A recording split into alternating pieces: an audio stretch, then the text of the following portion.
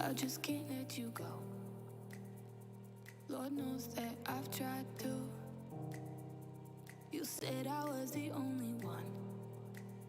No one likes being lied to. You made this mess and left me with the pieces. Now I wanna burn all the bridges between us. I can't focus, I can't forget. I've been thinking too much lately. I just need to clear my head. I just need to clear my head.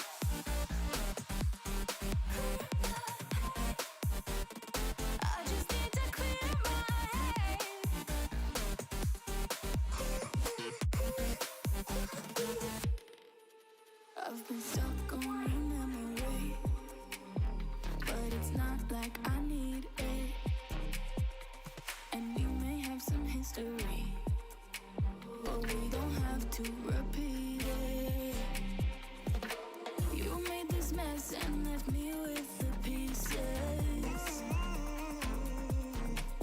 Now I'm gonna burn all the bridges between us. I can't focus, I can't forget. I've been thinking too much lately. I just need to clear my head. I just need to clear my head.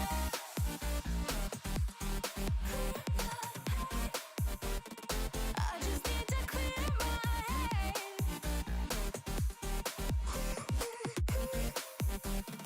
I just need to clear my head. I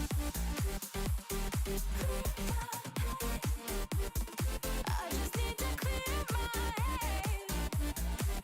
head.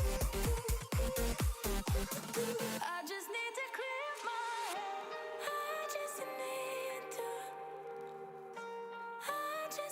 just need to clear my head. I just need to.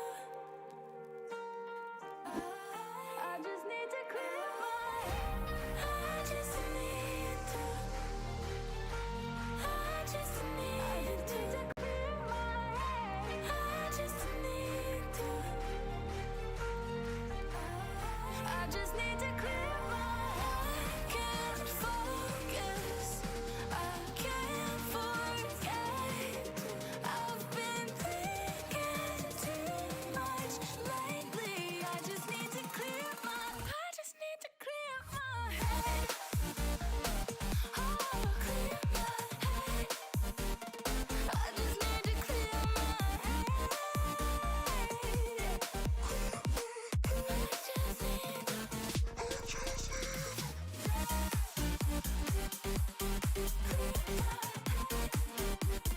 I just need to clear my head.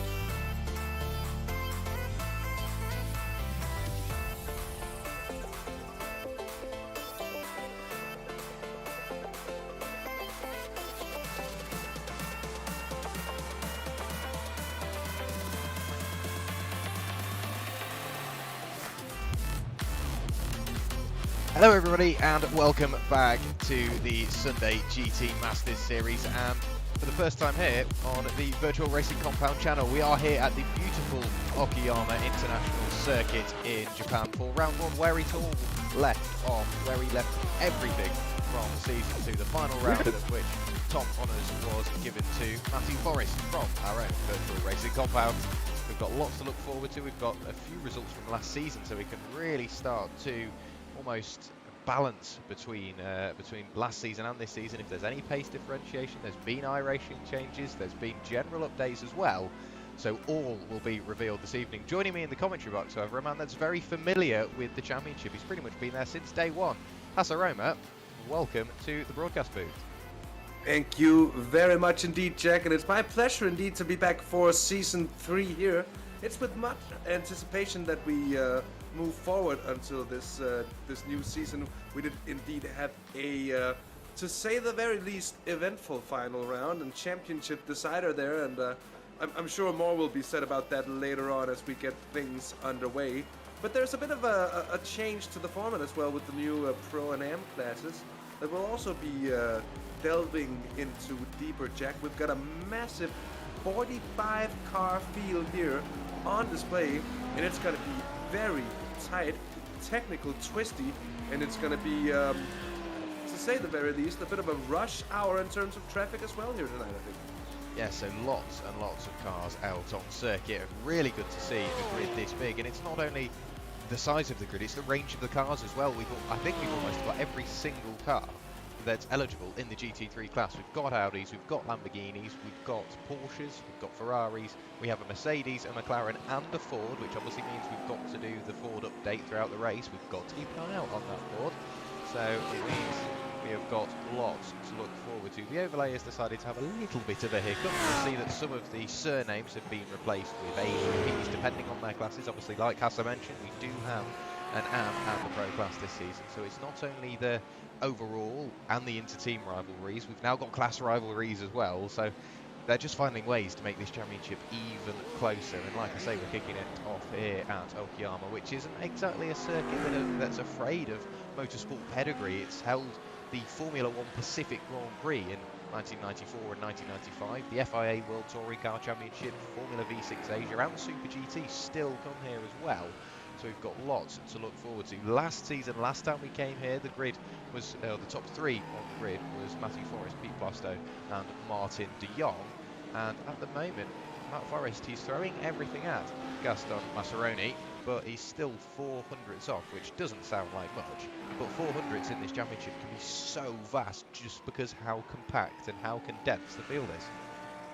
Yeah, indeed. It's something we've seen before with some very narrow margins at the head of the field as well, and some excellent racing on display throughout the last season. It was indeed a three-way battle between Matthew Forrest, Pete Plasto, and Martin de Jong, who is the driver who's chosen to go with the Ford for this season. Very interesting indeed that he's willing to take his chances and go with a machine that's rather out of date.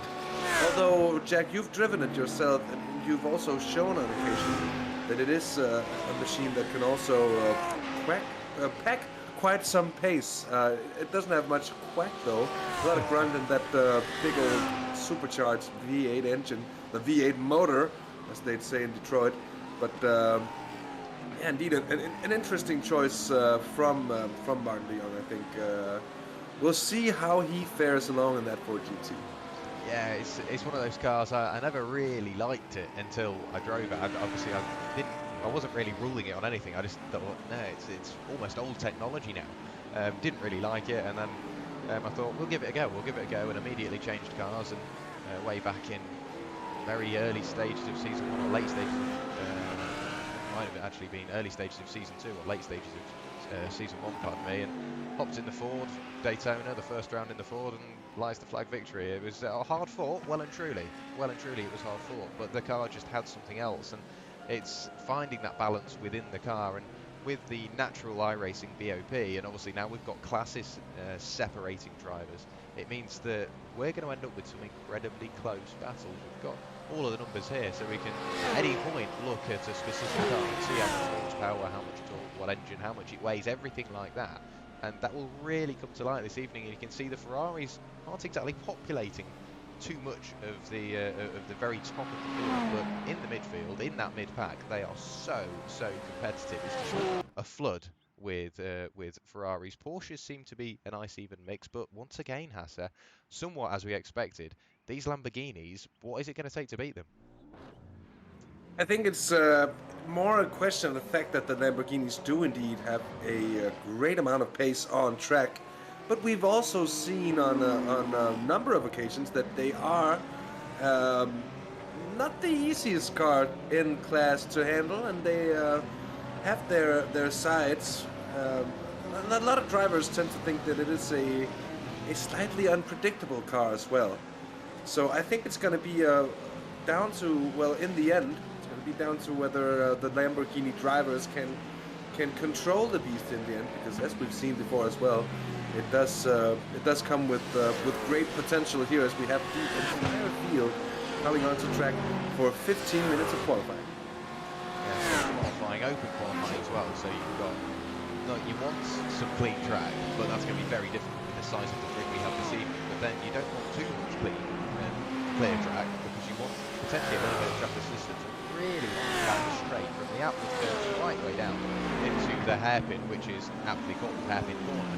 It must almost be kilometre, because it's so long, constantly changing through the gears on the exit, trying to get as much benefit out of the corner, and then that will obviously just multiply the closer you get towards the hairpin. Hard on the brakes, maybe a hot spot for a few little incidents, a few little knocks, and then you go for a flat out straight into quite a tight and twisty section of the circuit as well, as you go around Revolver corner and Piper corner and went out heading up through Redmond.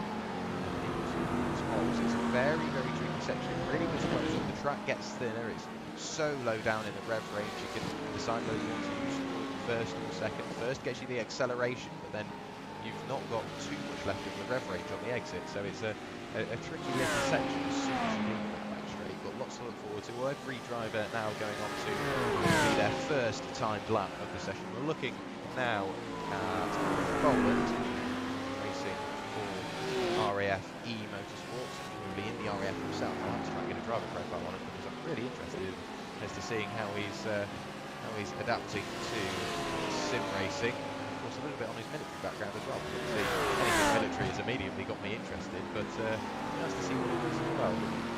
Very big grid, lots of tail action. We're only in qualifying now, so we've still got a 45-minute race to go. Yeah, indeed, and just touching on a few of the corner names, or one in particular that I actually haven't really stumbled upon before, is the fact that we have a Mike Knight corner here. And I know it's not the Michael Knight, but I can't help to think that they've gone and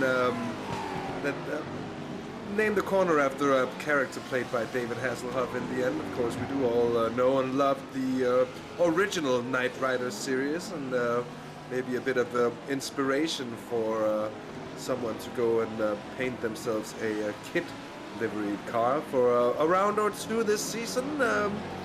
I've thrown it out there now, and another little segue into something that I know you and I both love to talk about, Jack, is indeed the liveries that we see on display. And I gotta say, this RAF eSports Lamborghini certainly looks the part.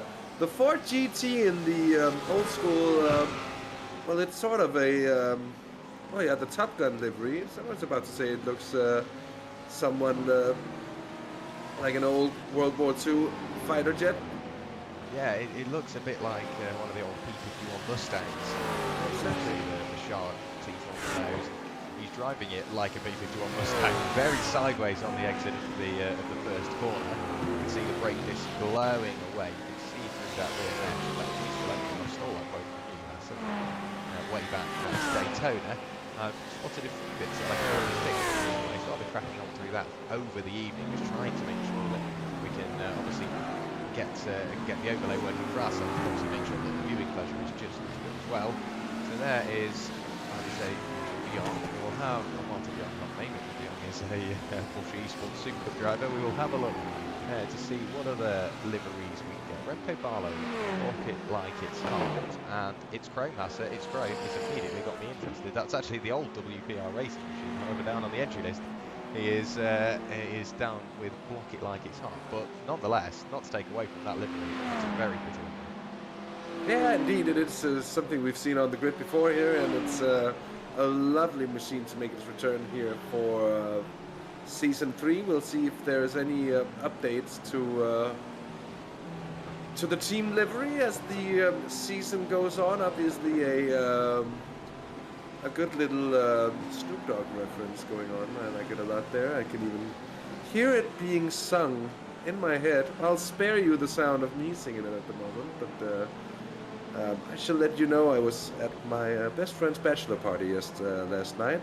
and while I am still alive, I'm also feeling the effects still. Not that I'm making it sound like I'm still drunk, obviously I'm not, but I think most of you would be familiar with how it feels to be just ever so slightly hungover. It's not something I'm too familiar with myself anymore, I'd like to say. It's and that might be what makes it all the worse, Jack. I don't know. But it's certainly nice to be back and spending my Sunday night in the well, pretty much the best way I could imagine. After all, now it's been a good few years of commentating on the Sunday GT Masters, and it's been an enjoyable trip indeed to follow the growth of the league as well. Also a nice bit of interest in the whole stream and everything. I just like the excitement that's sort of growing about it, and how the league is growing. Anyway, Jack, I think it's about time we cast our view back on what's going on here in qualifying. Yes, it is indeed. I've just made a few more changes to the overlay, so hopefully a few of the names have corrected themselves. Occasionally you'll see the overlay do that, it just blinks off screen and then comes back straight away. It's just while it reloads some of the new information. Hopefully we will have it all ironed out by the end of the evening, but you can see qualifying times really starting to be posted now, so we'll bring the best times up on the left hand side of your screen. You can see the pole time at the moment. Provisional pole goes to Matthew Forrest, a 1:28.476. Last season the pole time was a 1:27, so over a second quicker. That could be something to do with temperature and track conditions, but obviously we've had multiple updates as well, so you wouldn't be surprised if there was a bit of a jump, but almost a second and a half between last season's pole time here and this season's provisional pole time at the moment. So it means that the racing could be even closer. Just around about 2/10 behind is Pete Plasto, a 1:28.6 for him. And then looking down the order at the moment, Dirk Reski, one of our AM drivers, up in 7th overall, 1:29.158. So really starting to put the hammer down in the McLaren. Once again, the McLaren, not really the most popular car, but a very pretty one. The flamethrower takes to the circuit once again. And I'm looking forward to seeing how Dirk gets on this evening. He is down as an independent, but as part of the practice group, and very pretty livery with the matte black and the SIMRACER sponsors. We will allude to our sponsors throughout the evening. We really wouldn't be able to do it without them. So obviously a massive thank you to SIMRACER and Grip Engineering, and of course Virtual Racing Compound for helping put together the whole GG Sunday Masters League together. Everybody working their way on. Once again, more times being posted. You can see personal bests popping up here and there. Drivers returning to the pit lane, getting a fresh set of tyres, and then returning to the circuit once again. A very congested circuit, and I know I don't really like to use the track map, but I do just want to have a quick look. So if I can figure out how to get it up, it would be brilliant. So that is the positions on the right hand side of the screen. That's a very busy circuit. I'm very busy considering the fact that we still have, as far as I can see, 6 or 7 cars in the pit lane that is not at the moment on track. A lot of cars are finding it very, very hard, or the drivers are indeed finding it very, very hard to find that clear space that allows you to put in a lap. It's not the first time we've seen it. Oh, and there's been a collision in behind there. And that's certainly not what they were looking for in their respective hot laps here as we're approaching the final 5 minutes. This is... No, he had a spinner in his Porsche. He did, although that has got to be very, very high up the list of favourite livery. Absolute Racing, real life team. And on or in iRacing, it just looks even better with the spec maps. We'll have a look. Was it here? Yes, it was. So Massini just pulling out in front of the number 22 machine. That's the Portuguese driver for SR Technica. I can't pick out who that is. I'll try and find that out for you. But two Porsches just giving each other a little love tap as the session continues to wear on. Well, indeed, we're having taken note of the wishes of enloudening Jack and myself will look into whatever options we have of cranking up the volume a little bit. It is nice indeed to be able to hear the engine notes. We want to be able to hear, or you want to be able to hear us, because to be fair, with the Discord connection, we seem to have no problem at all whatsoever. Are you sure? Are you sure you go want through. to hear us? Are you sure? You know, sometimes you really have to be careful what you wish for. Anyways, it's an interesting track, this one, Jack. I found it such a difficult track to really learn and get down. Although after doing it, and it's not because it's a track where I'm greatly competitive or anything, but it's just a track that I enjoy driving. It has great corner combinations here and there, and a great flow to it as well. The straights aren't too long. Of course, as a result of that, it's also sometimes a little bit hard to actually race around here. It's a track that requires a lot of cooperation from the drivers in terms of actually staying on the black stuff when you go too wide here, because it's not easy to overtake, and it's not easy to go too wide in a lot of places on the track either. So with both of these things taken into consideration, at least before, we've seen some, how do you say, interesting and eventful races here at Okayama, and being the season opener, there's a lot of stake here, a lot at stake. I don't know if there's a lot of steak here tonight. Hopefully we won't see too much beef, but a lot at stake indeed, if I could get the right words out of my mouth. That could indeed lead to an interesting race, to put it that way, and we'll see if that's going to be the case here. Yeah, I think it's really been a turning point on the calendar, has Okayama. It's been on the calendar since season 1, every single season we've had. Obviously going into the 3rd season now, we've always visited Okayama, so very popular with the admins, very popular with the drivers. We've always had a good turnout as well for this league, and that's something that I hope continues on into the future. And we do have Matthew Forrest heading out onto another lap, so potentially see an improvement from him a little later on, but still a very congested circuit. But that's just what it is at Okayama. Like you say, it requires some very clever driving, a lot of communicating, not almost verbal communicating, but communicating in the language of the car. So you've got to show that you've either seen the car behind is coming, or you've shown that you can see the car behind's quicker, or various little bits like that, because there's not much room for error. We're seeing drivers getting caught out on the grass on the brakes, running wide as the circuit tightens and then opens again. It's caused a few drivers out, so the first 5 or 6 laps are just going to have to be finding that rhythm, making sure you remain safe into that rhythm, and then you can start fighting. But we know what these drivers are like. Race drivers are race drivers. They're going to be going tooth and nail, hammer and tong, as soon as that green flag flies. Absolutely so. There is no question to my mind that a lot of the drivers are going to try to see if they can make their gains early in the race, and that is often what gives us the chaos on the opening laps as well, before the race really settles down. I know the stewards always have an interest in keeping it sort of calm on the opening laps here. Very, very good turn of pace from Gaston Maceroni, who we, of course, by now, we have it down that it is indeed Maceroni. I know that I've mispronounced this one on and blatantly slaughtered it on many occasions by now, and for that, of course, we are, or I am, indeed sorry, but that is what it is. And we get older, we get wiser, we learn, and pick up things along the way as well. But a good turn of pace from the Argentine driver. He's done very, very well for himself so far in this session in the Audi, a car that we know is well suited to the challenges that is presented by this Okayama circuit.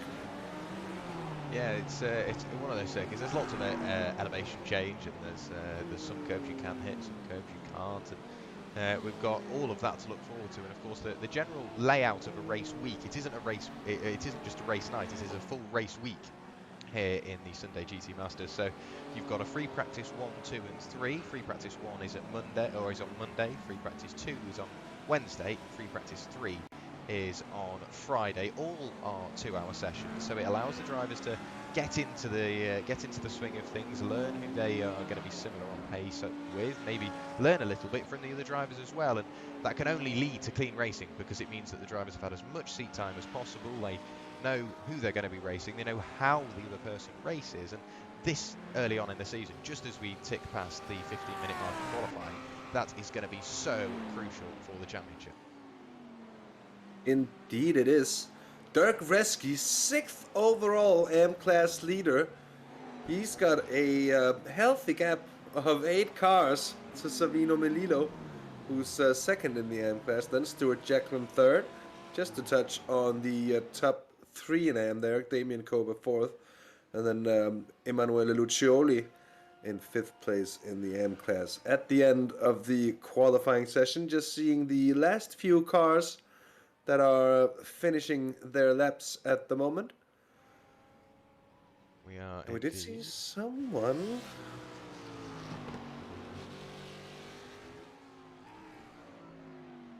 Cohen Mulder crossing the line in another real-life livery, the K-Pax racing machine. So in the one of the SRO series, very, very wide, Savino Melillo heading in towards the final corner, hard into the tyres, so he will see no improvement, just a very heavy bill when he returns to the pit lane.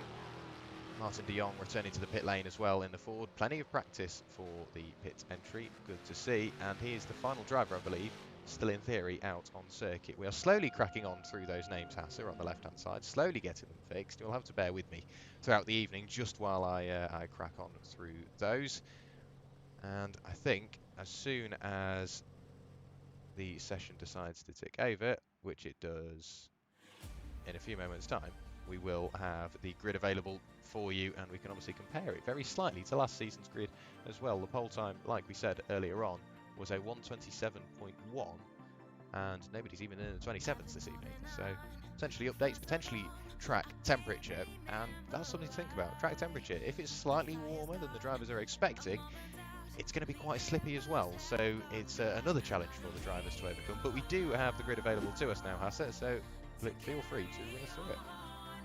Indeed, our reigning champion on pole position here for the opening round of Season 3. It is Matthew Forrest, joined by Gaston Maceroni on the front row, with Pete Plastow and Nicolas Cocazzo on row 2. Then Chris Boland and Dirk Reski, as mentioned, the first of the AM drivers. Timothy van der Broek with Bruno Guedes and Martin de Jong in 9th place, joined by fellow Dutchman Koen Mulder in 10th.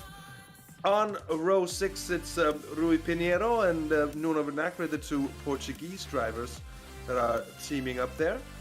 Further down we find Remco Barlow and Chris Roberts of Virtual Racing Compound. Then Savino Melillo, Stuart Jacklin, Damien Koba and Emanuele Lucioli. That's in 18th place. Nick McLaughlin 19th ahead of Orkun Kolak. That's who I would think is Giambattista Chiacchetti. Yeah, and 21st. I know this series by now. I'm a veteran here as well in the box. Ahead of Craig Thompson.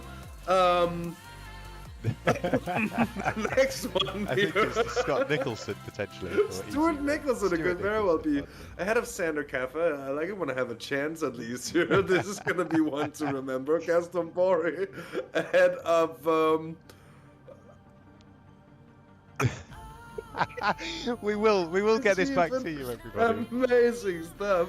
Let's Amazing just tick off the scenes. one. That's we'll Matthew Maddox, of can. course, I think, in 26th place, ahead of Matt Sissler. And Rob van den Heuvel, the Lobster, in 28th place. Then Sandro Osine, EJ Fuellner ahead of Cody Steek, and Alfredo Tricorici in 32nd. Then Timo Paya, it's Federico Carli, and our Turkish newcomer Bardak in 35th and last, I think, on the grid. And with that said, that was just about the time needed to roll through the grid, Jack, and we've got the cars rolling up towards our rolling start here. We do indeed. Quite a challenging grid there. Like we say, we are slowly going to get through those names on the left-hand side. Make sure they're all complete and the full names are showing. And then as soon as we know we have all the full names in the grid and in the list, we can then change the software to say just the first name, just the last name, the initials, variations of. But we're just going to, you'll have to bear with us. Obviously, better to get this done and out of the way at the first round of the season. But glossing over that, we are about to go racing for the first time here at Okayama in Season 3. He goes very early. Matthew Forrest already punches the throttle before he even enters the final corner, so it's a great start from Matthew Forrest. Maceroni just sat behind, managed to just about keep touch with him. There we have Pete Plasto, and then Dirk Reski already up 2 places, make that almost 3. Very late on the brakes was Chris Boland, and they're still side by side now, heading into Williams. But Dirk Reski on the inside gets pinched towards the apex, leaves plenty of room on the exit. You can see Chris Boland flashing the lights, desperate to get by the AM driver. But it's a brilliant start to not only his race, but to his season. Dirk Reski really competitive already. There's been contact in the background. We'll have to have a look back. I think it's Nick McLaughlin that got caught up in that one. So we'll have to see what happened a little further back. But it's all chopping and changing. We'll keep looking down the order as all the cars appear over the third. Johnson's back straight for the first time this season. And it's still looking fairly close. Like we say, the midfield awash with Ferraris, and then we get back towards all the AM fights and the drivers that maybe didn't get the best start in the recovering Nick McLaughlin. Oh, what happened, Hasse? It's a very good question. Let's see here. The replay is going to make us a little bit wiser too. He just loses the rear end on the cold tires, taps it on the soft barrier. That's going to be a bit of damage, and of course, with that amount of traffic, there's going to be no chance of coming back on. Nicolas Cucazzo, who was starting pretty far up the order, had some kind of issue as they were rolling to the grid as well. He went off the track with losing many positions. I don't know exactly what happened, but we have a trio forming at the head of the field here. It's Matty Forrest, it's Gaston Maceroni, and Pete Plasto. So Plasto, our challenger from last season as well, and who basically had the championship in the bag with mere minutes to go of the race, and a collision with a back marker send it all down the pipes basically for Pete Plasto. Here we have a problem for Timothy Vanderbroekcheck. Yeah, that car is looking very second hand indeed. So let's see what happened to Timothy. He already had damage at that point, so made contact with another car. I can't quite figure out where it happened. So there's already damage on the car there. So it was held very early on in the lap, heading in towards hairpin, or the hairpin now. Over the crest we go. Then it's a very quick flick left, slightly off camber. Don't run too wide. Oh, and that's Dirk Reski, who was looking so competitive, up to 4th place at one point, and then Timothy Vanderbroek left with very little to do. Couldn't really steer out of it in time, so it's gone from bad to worse for Dirk Reski right the way down the order now. There is Chris Boland, still sat there in 4th place. He's got a nice buffer really, 1.5 seconds in front, 2.5 seconds behind, just cracking on. That has really spread the pro field out, however, has that incident. So Martin de Jong sat there in 5th, Cohen Mulder in 6th, and it's Nuno Vinagre in 7th place. A very pretty livery on that car. You won't miss it. Well and truly, very bright on the front, and those Porsche lights famed for being incredibly bright as well. A little further back is our AM leader, so it's Emmanuel Ducoili, fast and aged, crossing the line now in his Lamborghini, and we're already seeing some personal best and overall best times being placed. Augusto Maceroni at 1:28.83, that's dangerously close to qualifying pace in that Audi, but the closest cars we have at the moment on circuit, once we've managed to find them, everyone's very eager to send the spread, but it looks like Caffa and Giacetti are all off the tail, including a few cars early on.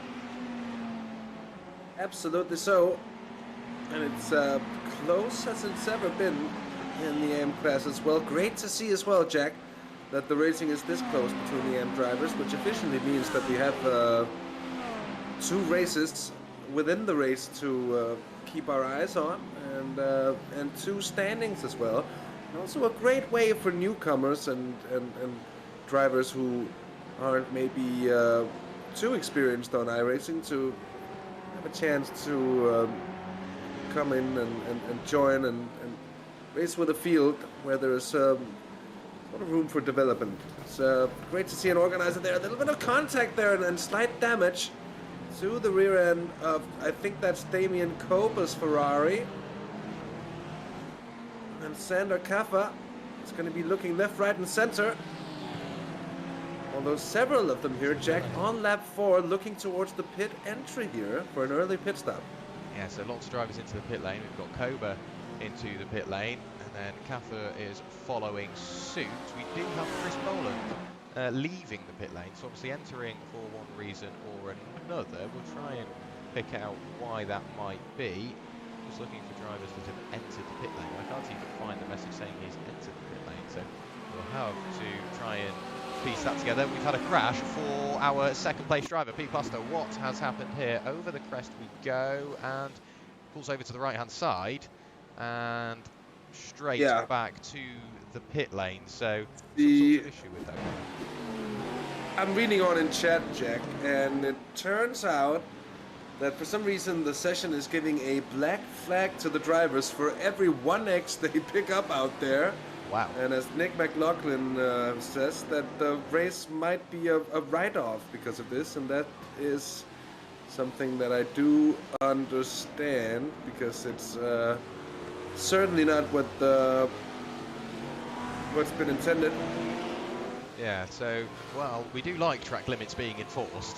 Maybe not quite enforced that much. So, it's a little tricky, obviously, for the drivers, and we will try and keep you up to date with what is going on. Of course, we really do enjoy just sitting here watching the racing, so even if it just means that the drivers continue to turn laps, it'd be great to watch the rear brakes glowing there on Bardux number 977 Porsche, and then the tail end of the car, typical Porsche fashion, the tail overtakes the front. And with it being a rear engine, obviously it will swing out very, very quickly, and Coily has been nudged by, I think that's Stuart Jacklin in the 583. Yes, it is. There is Stuart Jacklin in the Easy Racing machine. And then I think it was slightly slower in front, and Emmanuel just got a little helping hand from Stuart. No malice there, nothing between the pair of them, and obviously two into one, especially when the lead car is slightly compromised. But here we can see a great pair. This is Cohen Mulder in the Lamborghini. It's weird seeing a Lamborghini. Of course, the last time I was racing and watching, it was all Ferrari for Cohen Mulder. And just behind we have Nuno once again in the Porsche, Chris Roberts in the VRC Porsche, very pretty livery aboard that car. And we get back to Rui Pinheiro in the SR Technic Lamborghini once again. So lots of drivers all battling away for the midfield. A little look up the inside there by Rui, and of course they're now going to be very, very careful not to get any off tracks. I'm deciding, is it Rui or is it Rui? Because I know it can be pronounced both ways. Well, this is one of those things. Do we just go with both until we get proven otherwise? Yeah, I think it's Rui. Like, Rui. I don't know if it's.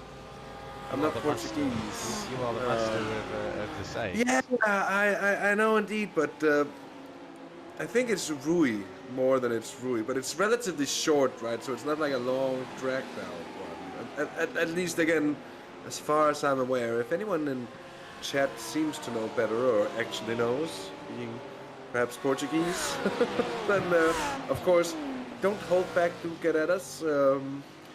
Enlighten us, please do so. But yeah, that would be my best shot here in the SR Technic Lamborghini. The Porsche head looks really good.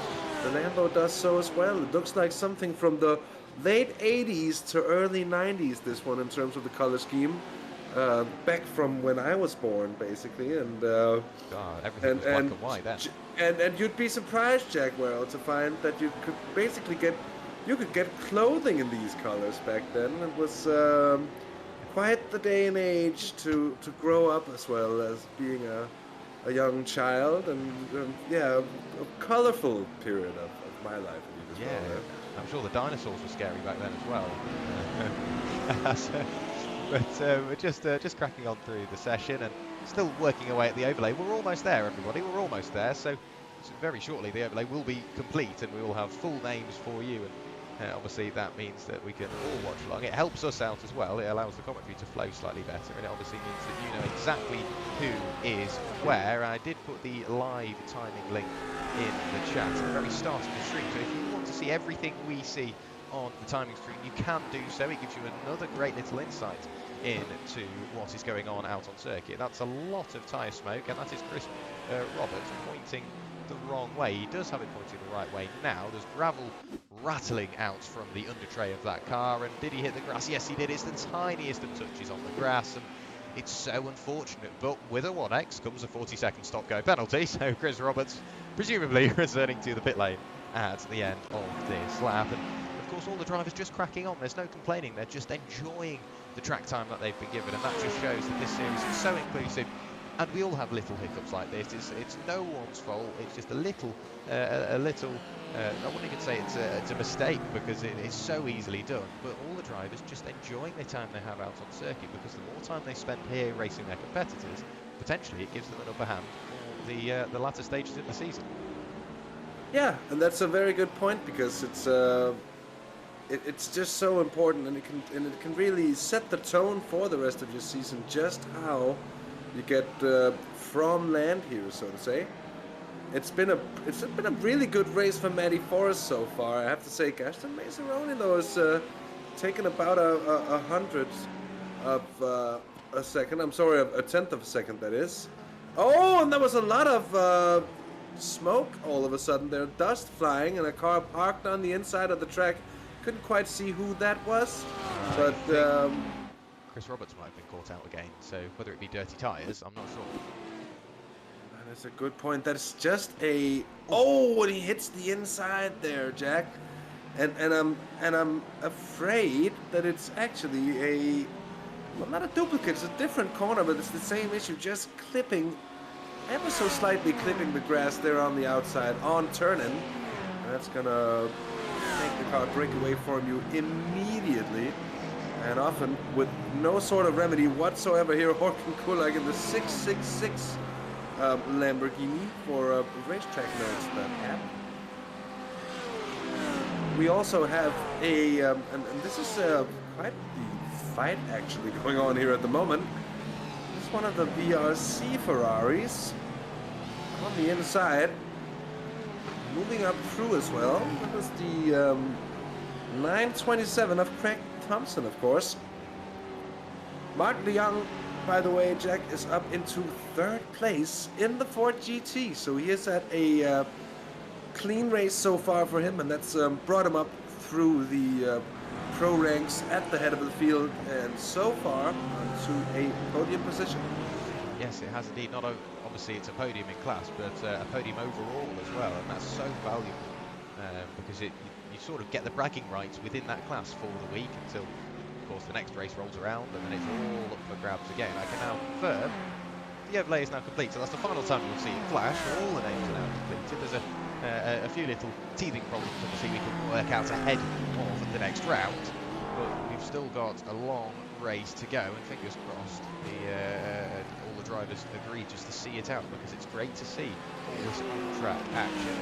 Martin de Jong, there he is in the Sold 4GT, brake discs glowing as they have been worked very hard in towards the hairpin, and then through Revolver Corner we go, aptly named, because you really do fire out of there in towards Piper Corner, and then down the little straight. Quite a deceptive corner is Redman on the way. You want to brake quite late, but you've got to be careful not to wash wide. While the camber does work with you, the corner falls away a little bit the closer you get to the gravel trap, but he's still continuing on without too much of an issue. We'll have a little look further down the order to see who else we have out. Sander Kaffer, block it like it's hot.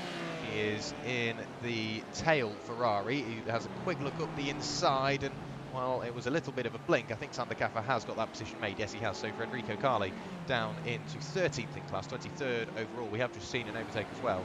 That's Nicholas Cato getting by Robert van der Heuvel.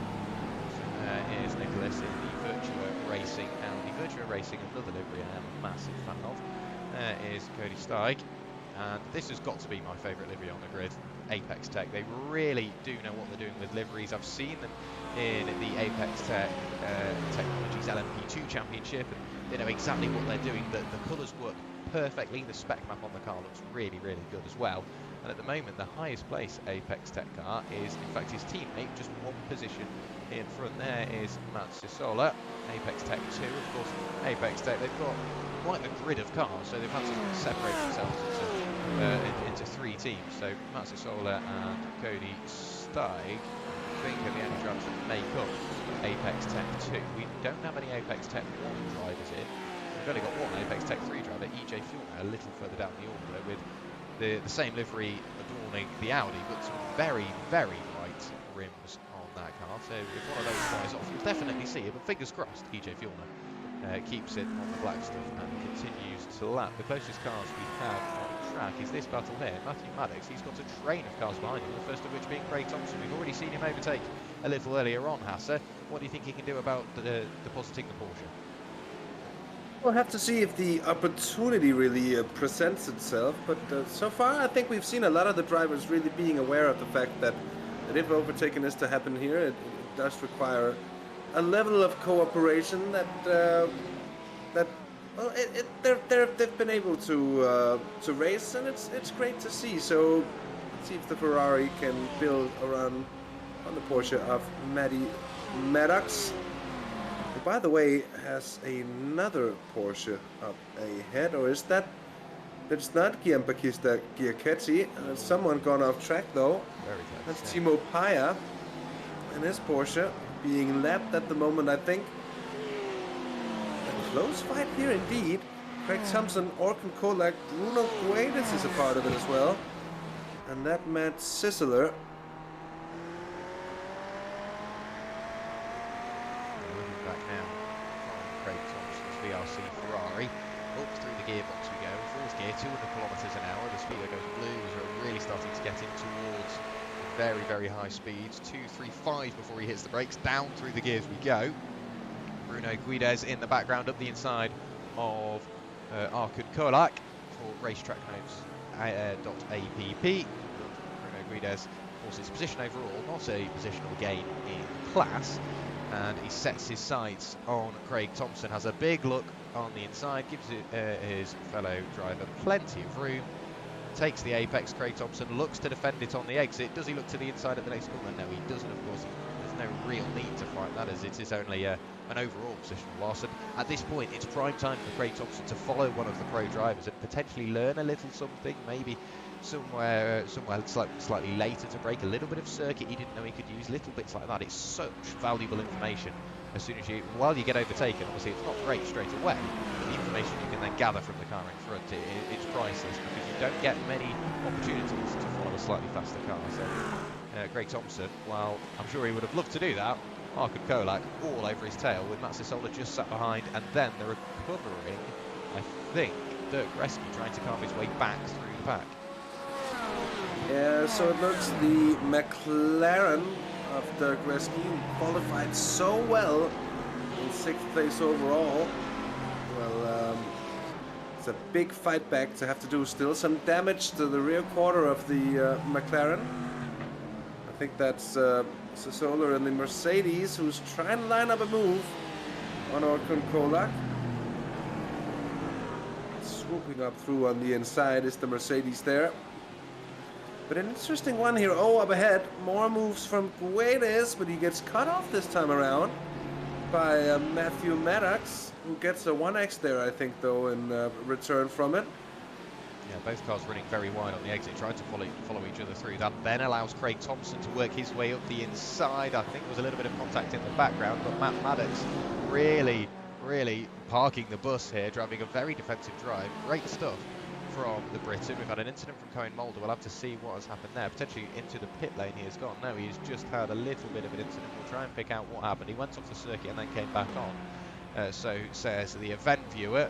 And it's all come undone here for the Porsche that was carving his way through the order. Into the pit lane comes Bruno Guedes, of course, picking up a 1x on that lap, and he will have to serve that stop go penalty. Great to see that whilst they do have a little hiccup, all the drivers are eager to continue racing. It really does allow the championship to kick off. Maybe not quite the way we expected, but definitely throws a spanner in the works for a few of the strategies. But it just shows that even with that added pressure of don't get a 1x, don't get a 1x, don't get a 1x, and if you are new to iRacing, the 1x is an incident point, an X is classed as an incident point. You go off the circuit, you get 1, you lose control of your car, you get 2, and if you have heavy enough contact with another car, you get 4 X's.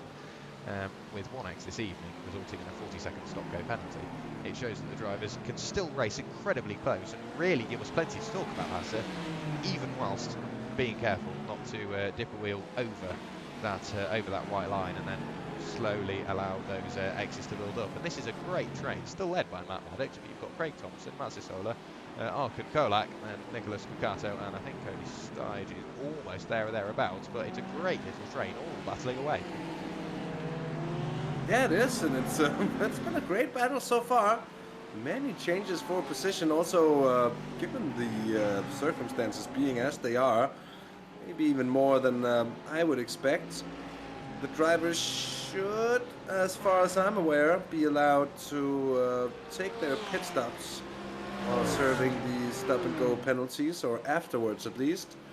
Although it sometimes does come with an added time penalty to it, which might make it even more problematic, but I'm not quite sure about that, Jack. But a great little fight we've seen here. There's Stuart Jacklin, who's 9th overall and leading AM ahead of Savino Melillo and Emanuele Lucioli. And Lucioli has had a great race so far, except for the fact that he's been, well, just ever so slightly pushed about. And a bit of an incident here. Comes Nicolas Kukato, though, in his Audi down towards the hairpin, and he goes through on Matt Sisler on his way back through. And remember, Nicolas Kukato was starting in 4th overall in Pro. Had an incident early on, Jack. Maybe we can go back to the earliest moments of the race with the replay at some point and see just what happened to Nicolas Kukato and why he's having to have such a fight back through the field here. Back further up with the Porsche of Nuno Vinagre here. Yeah, we'll have a look through to see what we can find and see with the shortcomings early on in the race for a few of our drivers. We'll do our best to look through the event viewer and pick those up. You can see here Nicolas Kukato. The next target for himself is Matthew Maddox, the independent practice racing machine.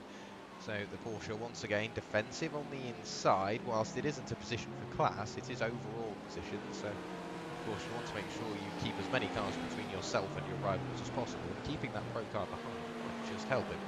And then of course as soon as the inevitable happens and the overtake is made, the Audi works its way into 13th overall, then that means Nicholas will have all of that draft assistance. Pinch towards the apex there was Nicholas. Matthew Maddox really driving a very wide Porsche, super defensive, nothing overly defensive, but very clever driving from himself. Quick look in the rear view mirror, I'm sure, down there before the braking zone, making sure there's no threat from behind.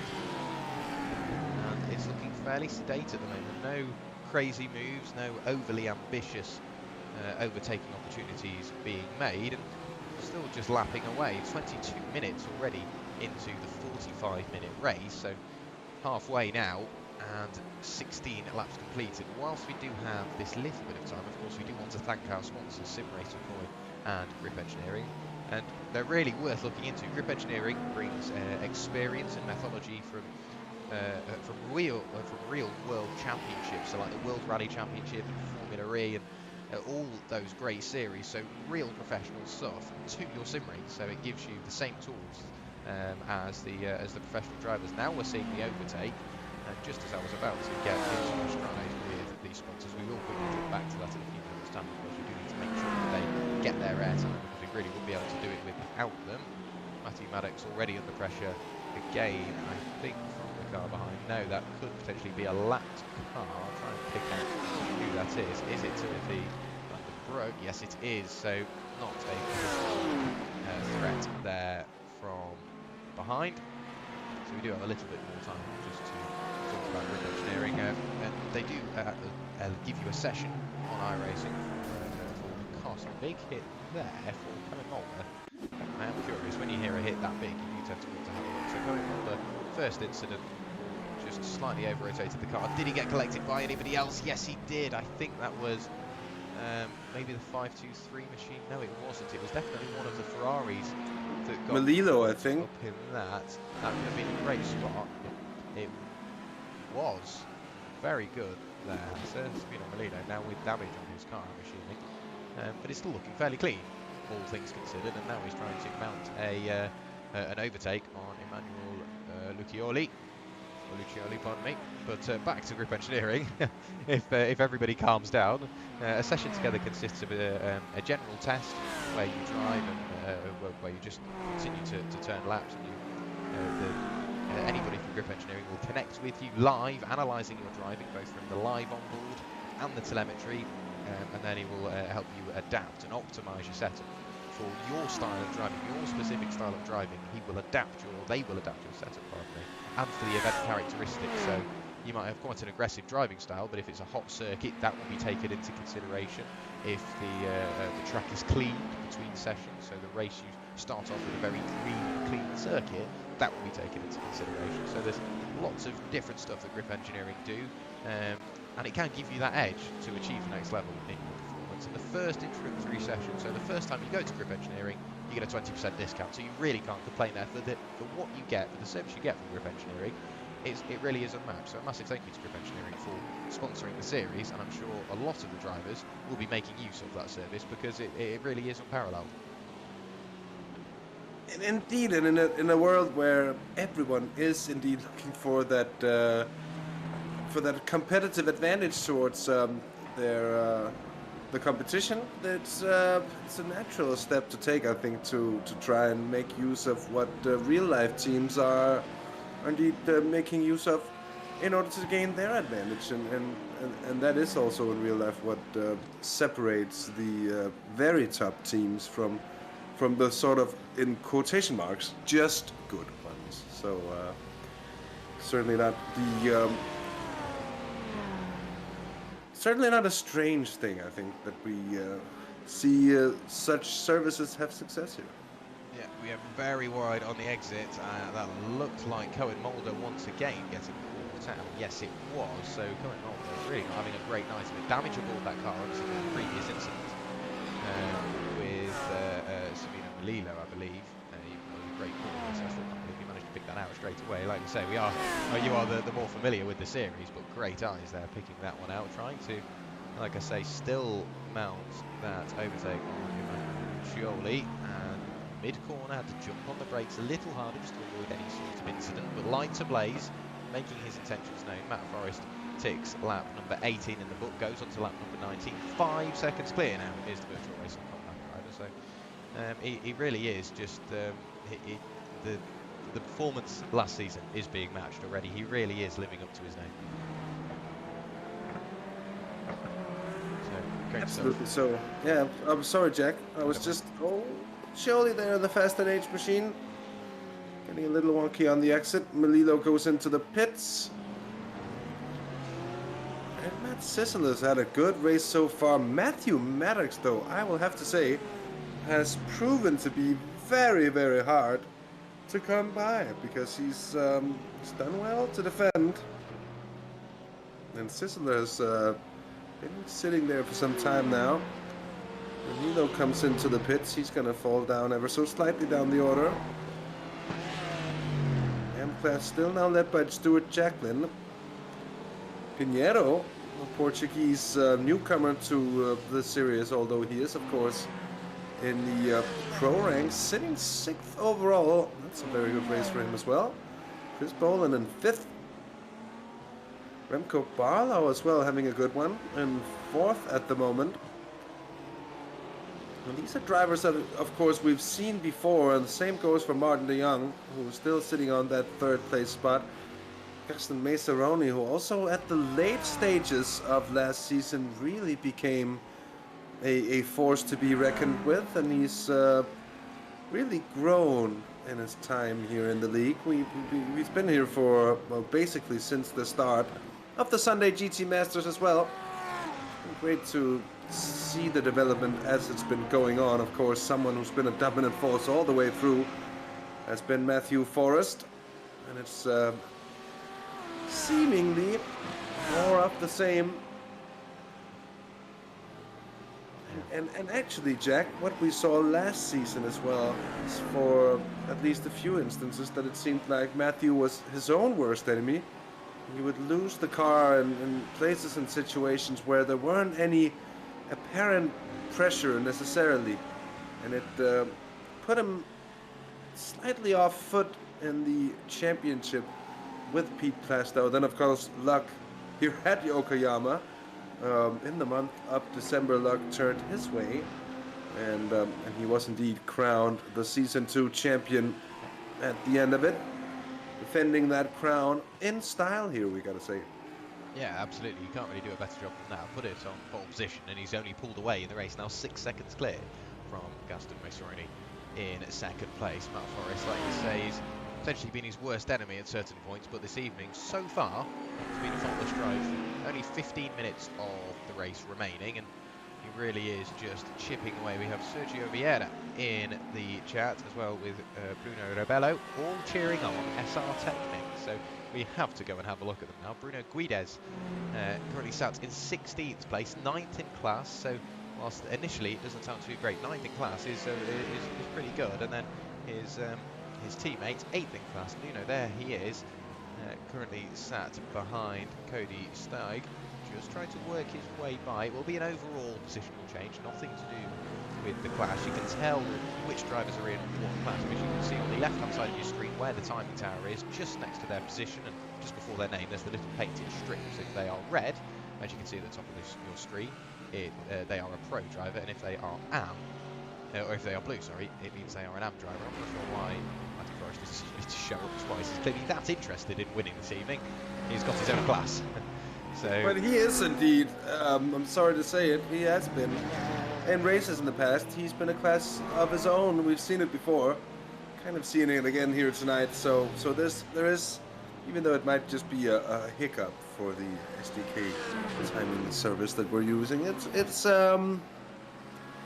still comes with a grain of truth there, enough to warrant its existence, if you will, here.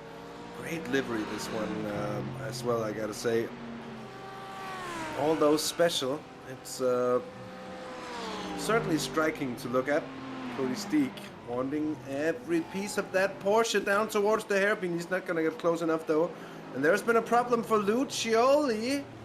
Just enters too quickly and does a good job of getting his Lamborghini out of the way, as he was sort of becoming stationary on the apex. And Jack, you and I, as well as every other sim racer in the world, knows that being stationary on the apex of a blind sharp corner is not exactly what you want to do.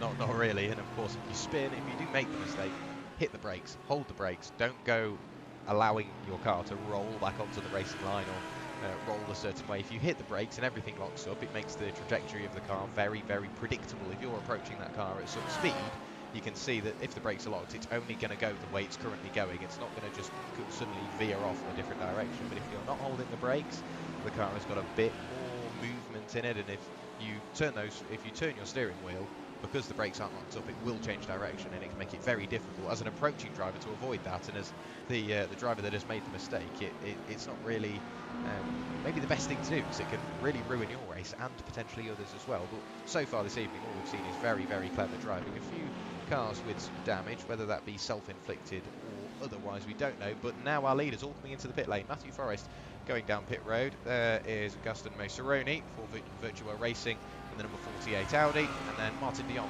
also into the pit lane. Remco Barlow coming in as well.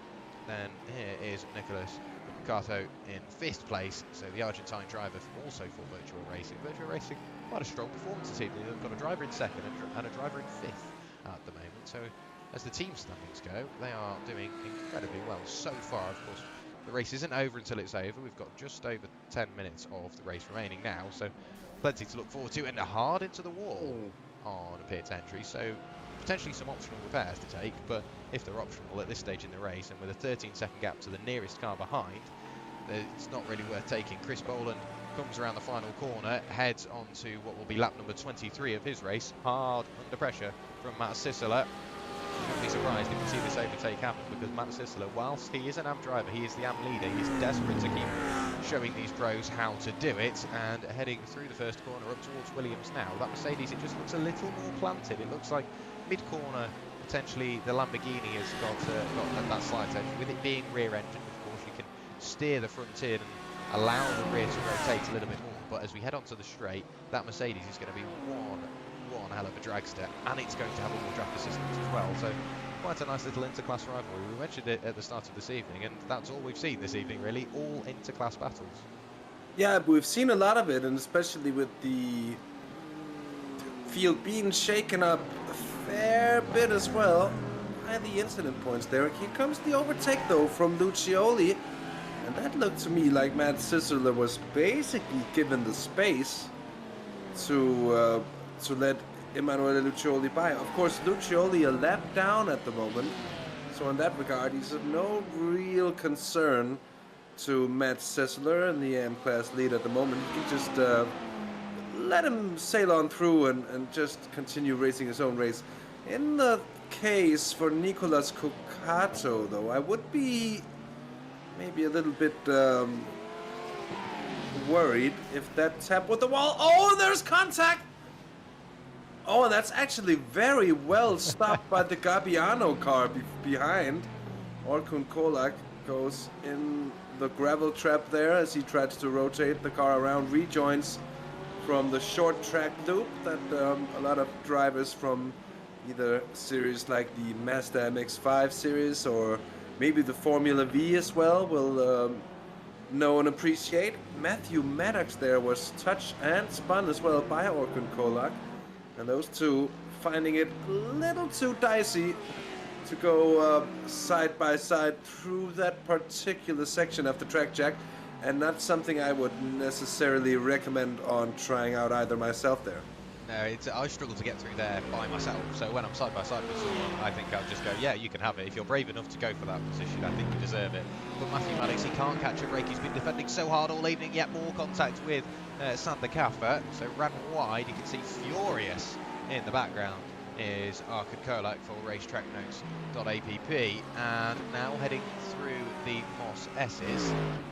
Just before we dive on the brakes in towards the Atwood curve, onto the back straight we'll go in a few moments' time. Matthew Maddox, he's really been in the wars this evening, not too much contact. Of course, we saw a little bit of contact at the end of last lap and the start of this lap, but he's constantly been defending or attacking every time we've looked at him. It's been brilliant to watch, so Matthew Maddox, we'll have to keep an eye on him throughout the rest of the season. Of course, I was just looking over at the calendar to see where we go next, and the calendar's been very cleverly put together. We spend 2 rounds in Asia, we then spend what I think is 3 rounds in Europe, and then we round out the season with 4 rounds in the in America. So of course Okayama here for round 1, then we go to Twin Ring Motegi because it is an even round. So if it's rounds 2, 4, 6, 8, 10, it is an open setup, so you can bring your own setup. There's no restriction there. But if it's an odd round, then it's fixed setup. So this evening everybody is all on the same setup. But we go to Twin Ring Motegi, and then we go right the way back to Europe, with which we kick round 3 off at Tungaro Ring, then Silverstone, then Red Bull Ring, then Hockenheim, and that's the European side of the calendar completed. Then we go over the pond, over the Atlantic to North America to round out the season. The final 4 rounds: Road Atlanta, Watkins Glen, Road America, and Sebring. A big look at the inside there from Orkun Kolak, desperate to get by Matthew Maddox in his Porsche. And the race is slowly ticking away. Only 7 minutes of the race remaining, and even with the slight issues we've had with the overlays and the incident points, and there we see the overtake. Hasse, it's been one hell of an evening, and Matthew Maddox is just proving us right. Now he looked for the cutback on the exit, darting and diving on the straight, trying to get as much aerodynamic benefit from the Lamborghini in front as possible. Is he going to go for a look on the brakes? No, he easily stays underneath the rear wing of that Lamborghini, but it's only getting closer, and they are then approaching a battle slightly further in front. You can see there is Sander Kaffer, there is Cody Steig in the Apex Tech 2 Mercedes, there is Orkun Kolak and Matthew Maddox, so it's very quickly becoming 4 cars all battling over what is 5th in class. Yeah, indeed, and that's also what we got to remember here, is there's actually a fair bit of points up for grabs, and of course these drivers are going to do what they can to get a piece of the pie, and to get as big a piece of the pie as possible, of course, as well. Matthew Maddox, I'm afraid, is struggling with the car a little bit. He had such good pace earlier and really defending his position well for a long time, but I think he's worked his tires a little harder than some of his competitors here in his Porsche 911. And you can see how his apex speed has been falling off. Oh, and here he clips the grass and finds the same fate as so many others of the drivers who's done that exact same thing in turn 2. It's a tricky left-hander, Want to get that late apex, wanted to turn in at the right moment, but it's so easy to do. It's a mistake easy to make there for Matthew Mannix. Just 5 minutes remaining, Jack, and that's gonna be a stopper for his race, or not in that regard, of course. He's still running, but he's lost a fair bit of position on that incident there. Yeah, he has indeed. It's so unfortunate. And one thing I just picked up on there, Remco Barlow, he set a personal best lap of the race. Nicholas Cucato, he's currently sat there 9th overall, 8th in class, having a little look up the inside of our AM class leader, that's Stuart Jacklin. So Stuart, he should probably let the car go. Of course, while he is not under any obligation to, because they are battling for overall position, there's no definite need to let the car behind go. I think Stuart Jacklin, potentially, if he has maybe a slight pace deficit, it would be slightly easier to allow the quicker car through, but only 2 seconds back is Sabino Melillo, so you don't want to give up a position and then lose time. So Stuart Jacklin at the latter stages of this race, now within 5 minutes of the checkered flag, quite a tricky, precarious position. A big look up the inside from Nicholas Cucato. Last time through, he set a personal fastest sector 3 there. We see the position change, so Nicholas up into 8th overall. That does, of course, put him 8th in class. Still leading the AM class is Stuart Jacklin for Easy Racing, 9th overall, but with that overtake, it looks fairly clean. Nothing too much to worry about, but a full second closer now. Savino Melillo, are we going to see a battle for the AM class win and potentially a shuffle of the podium in the closing stages of the race, Hasse? Indeed, it's certainly not too late for it to happen. It's still those crucial minutes left. I think it's going to turn into, what, 3 laps from now as well? But they still have to do impressive stuff from Melillo that he can actually keep this car competitive. Because as we can all see, it's carrying a fair bit of damage with it. The rear wing, though, the diffuser, still all right. And that's also always really important on a track like this, where top speed doesn't mean all that much, and when you're in the slipstream of a car ahead, as long as your cornering is still all right, you'll be able to at least keep up with the rest of the bunch. 10th in class, no, that's 9th in class, I'm sorry, for Bruno Guedes. He's technically chasing Nicolas Cucato, who's just ahead of the 3 cars, the 3 AM cars that are in between, and one of them I think is a lap car as well. Just trying to figure out just who that is. Indeed, Alfredo Tricorici was behind Cucato in one of the other Virtua Racing Audis. Very nice liveries generally for the Virtua Racing as well, and that's some gentlemanly driving from Alfredo Tricorici. Takes an X even on the gravel on the side of the road, or actually might have been going slower than 50k an hour, therefore not picking up the incident point. That would have been a wise move if it's still the case that they pick up the I don't know if they fixed the incident limits, or if that's even possible to do on the fly once the session is rolling. But Jack, with a few minutes left here, I think we can safely say that it's been a really strong performance so far. Of course, no jinxing it, but Matthew Forrest have been driving so well so far indeed. Martin de Jong up into 2nd, Remco Barlow now in 3rd place, and Gaston Maceroni is in 5th, so I'm wondering what happened there. And there's really some fight that's developed here now for 3rd place overall and in the pro class as well. Within the final minutes of the race, this is Barlow, Boland, and Maceroni for the final podium spot indeed here, Jack. And Boland with a good old look here coming into the final sector. Yeah, we'll have to keep an eye on this trio. Chris Boland for the RAF eMotorsports team, and his Lamborghini desperately looking to the inside, trying to find a way by. Can't quite find it at this stage. The BMW up to 590 brake horsepower. The Lamborghini only up to 500, but it does have less weight, and whilst it does have less torque, with it being rear engine, the whole handling characteristics are going to be completely different. And You can see there, Remco Barlow desperate to try and get past some traffic. That looks like EJ Fuellner, maybe a little bit up the road. Yes, it is. So EJ Fuellner being notified by not only iRacing, but Remco Barlow's headlights that the faster cars are on their way. He's desperate to get by.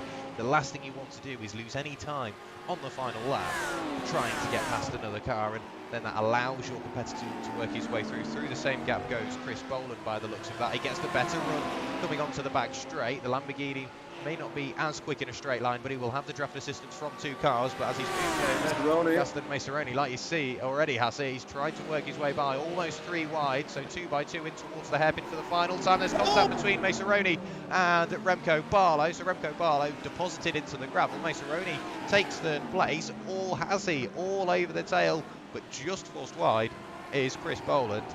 Wow, that is one way to end a night's racing, but we're going to have to look at the leader. Matthew Forrest crosses the line to take his first win of the season, remaining at the top of the standings following last season's results. Martin de Jong through the final corner. Maceroni still sat there in third place. That was one hell of a final lap, Hasse.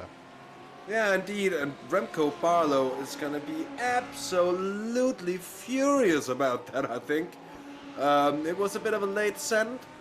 It was a bit of a 1 o'clock hit, but at the same time, he did get his nose in there, and too marginal for me to really call it out here, as Maceroni does get third ahead of Chris Boland, and then Remco Barlow 5th overall, ahead of Rui Pinheiro for SR Technique and Nuno Vinagre, the 2 teammates.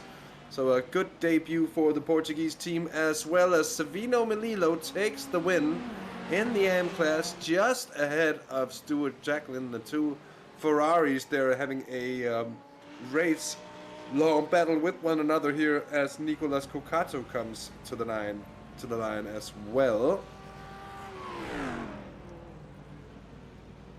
Yeah, so what a way to round out an evening's racing. There is Matt Sissler for Apex Tech 2, crossing the line 12th overall, 3rd in the AM class, rounding out your AM class podium. Then Sander Kaffer, or Block It Like It's Hot, finishing 4th in class, 13th overall. Giambattista crossing the line there in 5th in class. Arkan Kolak, a very, very competitive entry to the series, and really is doing great things behind the wheel of that Lamborghini. I've got to say, fan favourite this evening has well and truly been SR Technique. So on the in-lap, let's have a look at that. Oh wow, that is well and truly a photo opportunity. Great stuff from the SR Technique guys. Plenty of photos, I'm sure, being taken, but we had lots of people in the chat. Sergio Vieira, Bruno Rebello, and also Luis Marino, also a massive fan of SR Technique. And it seems like they are well and truly the fan favourite, and a very good opening round for those guys. 6th overall, 6th in class for Rui Pinheiro. We go back to the number 22 of Nuno. That's his 7th overall, 7th in class, and then 10th overall, 8th in class. So 6th, 7th, and 8th, all SR Technique machines. Getting all the cars within the top 10 is going to be a nice way to open up the season. I think both Matty Forrest and Martin de Jong is going to be happy with their opening races. I think Nicolas Cocato is going to be slightly disappointed that he can get more from it indeed. Here we are though with the pro rank results, as Matthew Forrest wins it ahead of Martin de Jong. Gaston Maceroni rounds off the podium with Chris Boland in 4th. Remco Barlow 5th ahead of Rui Pinheiro. Then Nuno Vinagre and Bruno Guedes. Nicolas Cocato, as I mentioned before, he gets 11th overall, 9th in class. Then Chris Roberts, 10th ahead of Timothy Vanderbroek, Koen Mulder, Pete Plastow, and Nick McLaughlin. So Pete Plastow and McLaughlin, both of those drivers, being hit by the 1X hammer that it really was here today. And maybe also drawing out so they could perform admin duties and clear penalties for the rest of the field, I would suppose. That's what was also going on there. But still, a great opening round in the pro field there, Jack, which leads us to the AM class. It is indeed great sportsmanship, if that is the case. Very well done to those guys, and of course Virtual Racing Compound helping put this together. If they have done that, massive thank you, because it's given us a great night of racing, and they've managed to keep it as level as possible. And it was so level that the AM class was only won after 45 minutes of racing by 6/10 of a second. Svino Melillo takes to the top step of the podium for the AM class, followed by Stuart Jacklin in second, and your podium in the AM class rounded out by Matt Sisseler. Then we get back to Sander Kaffer in fourth, Giambattista Giacetti in fifth, then it's Arkin Kolak, Cody Steig, Sean Nicholson, Craig Thompson, Matthew Maddox rounding out your top 10, Robert van den Heuvel, the Lobster, in 11th, then it's Gaston Bori, Manuel Lucioli, then it's EJ Fuellner, Alfredo Triccarici, Federico Carli, Sandro Orsini, and Khan Bardak in 18th place. We'll go down just a few more rows to finish off, and then we get to Timo Paya and Dirk Reski, sadly retiring earlier on in the race, but I think that was a race of what if for the McLaren driver. Plenty of potential, lots to take from this round, and Dirk Reski, don't rule him out towards the end of the season. Very quick driver, and he's definitely got the car underneath him to get some very good results. And it's already that time, Hasse. We've got to go straight into the interview, so I will give you the option. Who would you like to bring in first? Well, let's take him in the chronological order, I was about to say. So our race winner shall indeed be first. Let's have a word with Matt Forrest. So let's get Matt Forrest into the commentary box. There we go. Matthew Forrest, welcome to the commentary box. There's nothing really anybody could do about you this evening. You pole position. I think you managed to get fastest lap as well. Yes, you did, 128.57. So pole, fastest lap and a win. Maximum points gained from round one. You're already on par with last season, really starting to open up the taps, and it just came to you tonight on a fixed setup as well. What do you think separated you from the rest? Oh, push the talks on, sorry. Don't know, really. I finished on this track strong last season and started strong on it again. I like it. I think it fixed setup in the Lambo's nice. Yeah, it really looked like the Lamborghini was working for you. And the Lamborghini, obviously, last season you were also in the Lamborghini. This season you have remained in it. Is it just the driving style? I've heard mixed opinions about it. It can be quite oversteery, quite twitchy, but you're making it work for you, whether it be fixed setup, open setup, anything like that. With it having very similar characteristics to the Audi as well, do you think it suits certain tracks and not the others, or genuinely is it just a pleasure to drive? I like driving it. I think is the simple answer, Jack. I tried the Ferrari pre-season. I don't mind that. Did the Daytona in it. Had a good run in that. I just prefer the Lambo. Yeah, it's very pretty to look at as well. I've got to say, it is great to watch it fly around Okayama. But we go to Twin Ring Motegi next time out for another, of course, 45-minute race. Open setup, the first even round of the season. And, of course, it's at sunrise as well. So potentially the sun could play a slight part in that race. Open setup, like I say, we are going to Motegi. So something you're looking forward to? Yeah, I look forward to all these events on the Sunday GT Masters. I can't remember the last time I drove the Twin Ring. It's been some time. I think it was the last time I did it was an MX-5, so looking forward to it. Well, it's definitely on the calendar, and we're really looking forward to seeing how the drivers approach that. Once again, another massive well done from myself and Hasse to kick off the season the right way, well and truly for yourself and Virtual Racing Compound. Before we let you go, anybody you'd like to thank or shout out while you're still live on stream? Yeah, obviously you guys for doing the broadcast. It's good to see Hasse back. And obviously, Jack, I've known you for quite some time now. I'd like to thank the guys who are organising this now, Pete, Chris, Rob, and Dirk, and all the backmarkers that let me through today. They were very, very good today. Great stuff. Thank you very much for joining us in the commentary box. Thank you very much for the kind words, and we'll see you next time out at Twin Ring Motegi. Cheers, mate. Cheers. Right, Hasse, the next one is all yours. Your choice, your driver, your interview. With that said, I've pulled in Martin de Jong, our second place driver today, and interestingly, the only Ford GT running on the grid. Martin, with hopes of even more TV time for this season, was that one of the main considerations? You know how we have a strong relationship with the Ford GT here in the commentary booth, of course, and it's been a popular choice in that regard before, and of course, great to see it out there. Actually, it started as a joke to run the Ford this year. But yeah, in the end, when you promise something, you need to stick to it. So I came into the season without any expectations. So a lot of luck on my side, of course, this race. But yeah, it's it's an interesting car to drive, especially on the throttle. Were you expecting it to carry you to second place here in the opening round of the season? Also taking in mind how qualifying went. Not that it was bad, but maybe not up to the standards we saw from you in the Audi last season.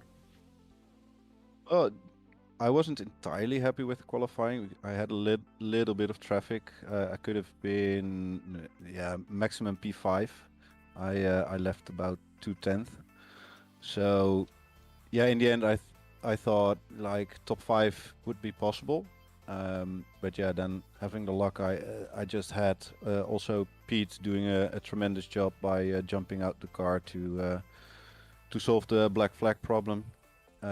All credits to him as well. That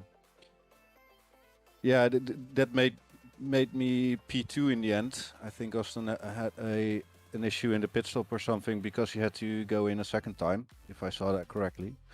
So, but yeah, to be honest, I think top 5 normally would be possible, especially on baseline setup, because that's really hard to drive, especially on the throttle. And with the strong opening to the season here, are you seeing yourself as a top contender this season as well, as you were indeed as well in season 2? It depends on the luck, as well on the setups that I can get for the Ford. But like I said, I'm not expecting to be top 3 again at the end of the season. But top 5 should be possible, and I'm okay with it. I'm driving for fun this year. Otherwise, I would have chosen like or the Audi again or the Lamborghini. But I wanted to go for a meme season, and so far it started pretty well. Well, indeed, that's good to hear, Martin. Is there anyone you'd like to thank or shout out while we've got you in the booth here?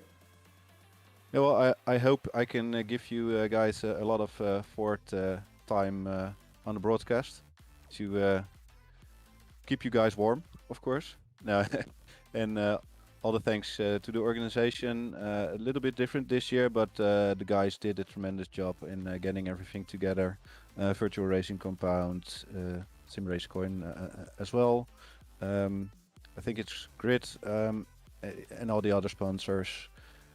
Yeah, so everyone in the organization, really good job, and let's make it a good season again.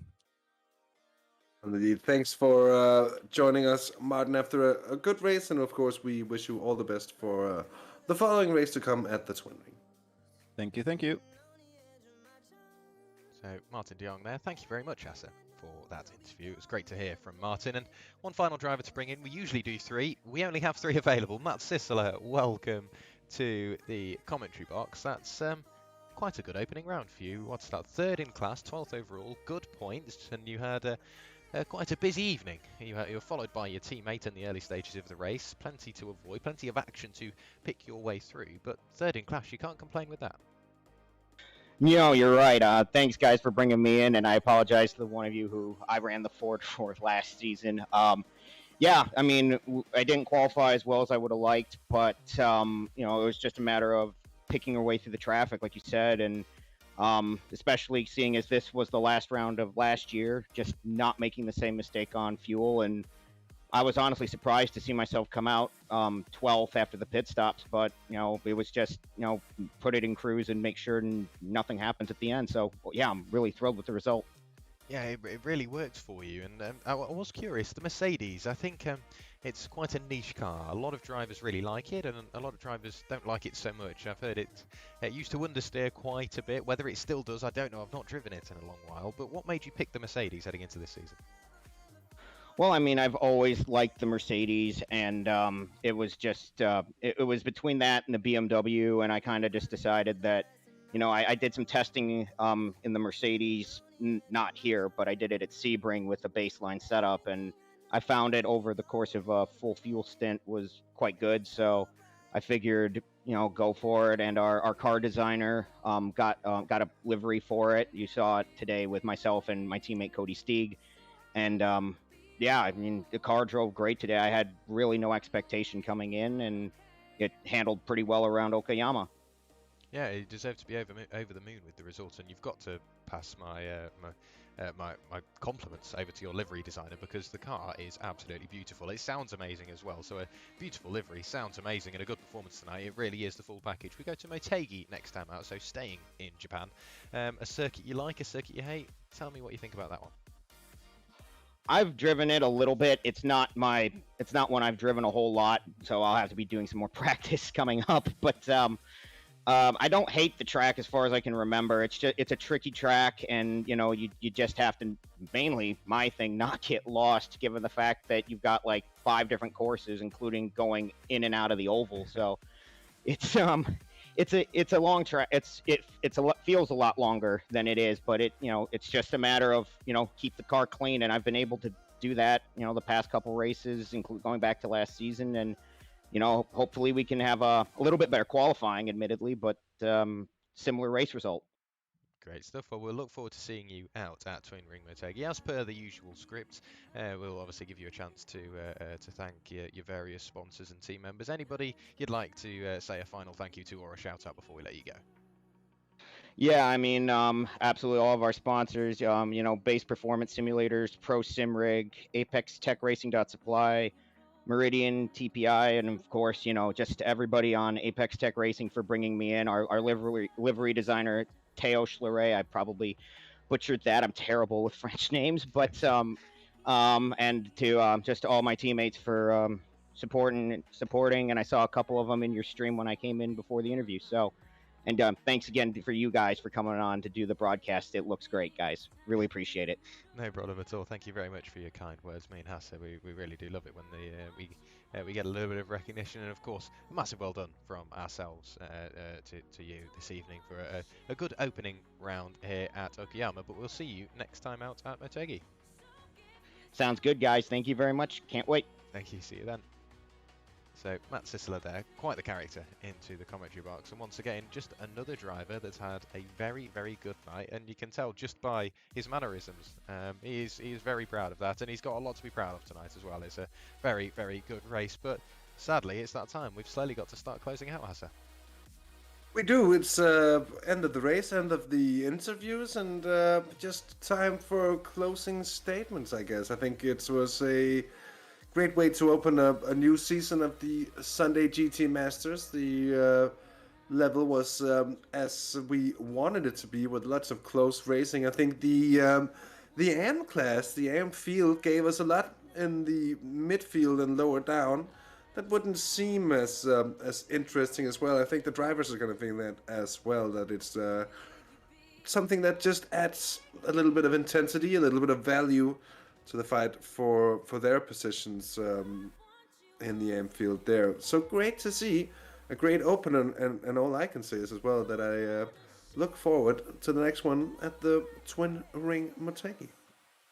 Yeah, we've got lots to look forward to, and I really can't wait to see these drivers retake to the circuit, and potentially a little bit of redemption made by a few of our drivers. And of course, before we do let you go, everybody, of course, a massive thank you for watching along, and we do have to thank our sponsors as well, Grip Engineering.